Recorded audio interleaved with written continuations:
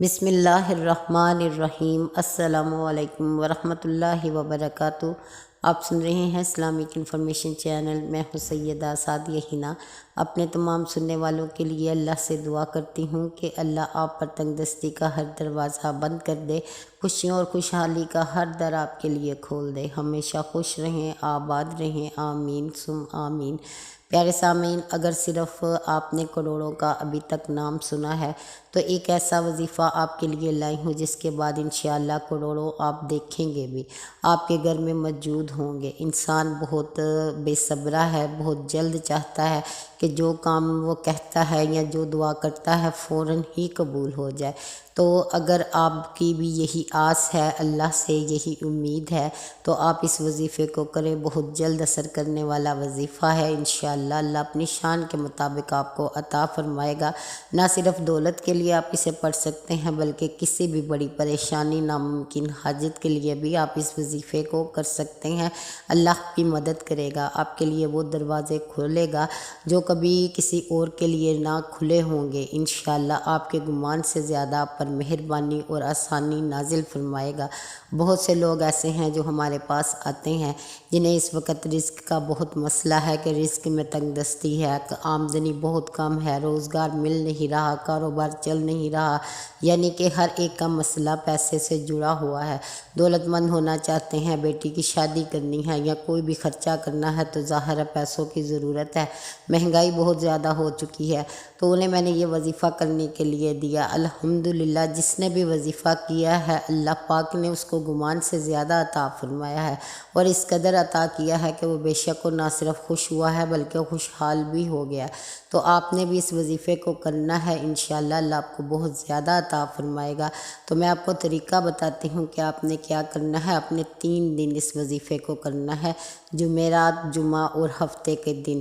آپ نے عشاء کی نماز کے بعد یا فجر کی نماز کے بعد اس کو پڑھ لینا ہے، ٹھیک ہے۔ اگر آپ چاہیں تو آپ کوئی اور وقت جو آپ کو آسان لگے وہ بھی اپنے لیے مخصوص کر سکتے ہیں، لیکن تینوں دن ایک ہی ٹائم ہو، ایک ہی جگہ ہو، اور اسی ٹائم پر آپ نے بیٹھ کے اس وظیفے کو کرنا ہے، اور اس وظیفے پر یقین کامل رکھنا ہے، کیونکہ نبی پاک صلی اللہ علیہ وسلم کا بتایا ہوا وظیفہ ہے۔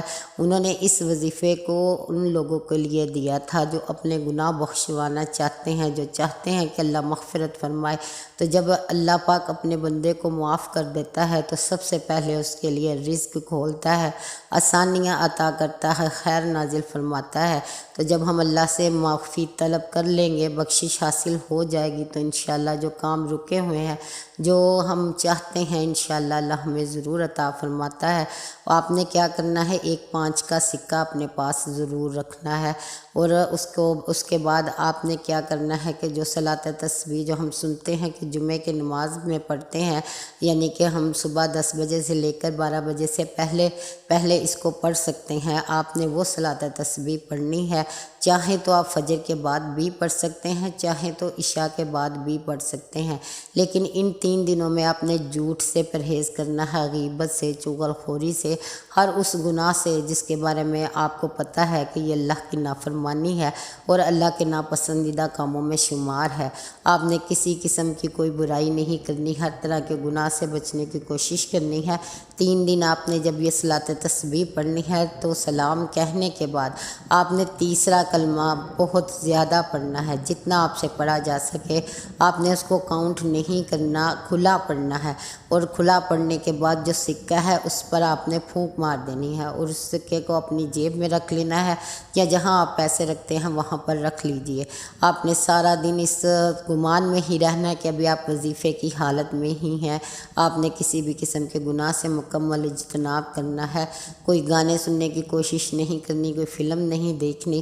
انشاءاللہ 3 دن کے اندر آپ جو چاہتے ہیں وہی ہوگا، اور جتنا چاہتے ہیں اللہ پاک اپنی شان کے مطابق ضرور عطا کرے گا۔ اور یہ وظیفہ کرنے کے بعد ماشاءاللہ سے لوگوں کے حالات بدلے ہیں۔ آپ بھی کوشش کیجئے کہ آپ اس طرح سے کر لیں اور اس وظیفے پر پورے کاربند رہیں۔ 3 دن آپ پڑھیں لگاتار۔ جب تیسرا دن آ جائے تو آپ نے کیا کرنا ہے کہ سلام کہنے کے بعد جتنی تعداد میں آپ سے پڑھا جاتا ہے تیسرا کلمہ کلمہ اسے پڑھے، سکے پر پھونک مارے، اس کے بعد اللہ سے دعا کریں اپنے گناہوں کی معافی کے ساتھ، اللہ کی حمد و ثنا کے ساتھ، اللہ سے جو چاہتے ہیں وہ بیان کریں، اللہ سے مانگ لیں، اور اس کے بعد اس سکے کو اسی جگہ پر رکھ لیں جہاں پر آپ روز رکھتے ہیں، اور اس سکے کو کبھی بھی خرچ مت کیجیے، اسے اسی جگہ پر پڑے رہنے دیجیے۔ اس کے بعد آپ جب بھی اپنی اس جگہ سے پیسے نکالیں یا رکھیں تو تیسرا کلمہ پڑھ کر ہی رکھیں، اور انشاءاللہ آپ دیکھیں گے کہ بہت جلد دولت آپ پر مہربان ہوگی۔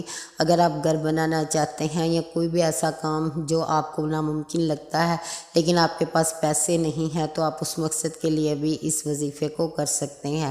تو اس کے کرنے کے بعد آپ کو ایک اور کام کرنا ہوگا کہ کوئی چیز گھر میں بنانے کے بعد اسے تقسیم کرنا ہے، یعنی محلے میں بانٹنا ہے، بچوں میں تقسیم کر دیجئے، لیکن کوشش کیجئے کہ گھر میں ہی بنائیں، باہر سے بنی بنائی ہوئی چیز کوئی آپ نہ منگوائیں، اور یہ وظیفہ کر کے ایک بار دیکھ لیجئے، انشاءاللہ آپ کی عقل حیرت زدہ رہ جائے گی جس طرح سے اللہ آپ کو نوازے گا۔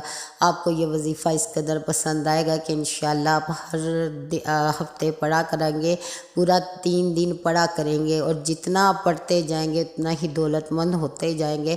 اور میں ایک بات بتا دوں کہ سورۃ کوثر کے بعد تیسرا کلمہ دولت کی کنجی ہے، اس سے بے شمار دولت ملتی ہے۔ جس کو یہ راز مل گیا ہے، جس نے اس کلمے کو پڑھنا شروع کیا ہے، الحمدللہ اللہ نے اس پر دولتیں مہربان کر دی ہیں۔ تو آپ چاہتے ہیں کہ آپ دولت مند ہوں تو اس وظیفے کو ضرور کیجئے، کسی بھی مقصد کے لیے کر سکتے ہیں، تو انشاءاللہ اللہ آپ کو کامیابی ضرور عطا فرمائے گا۔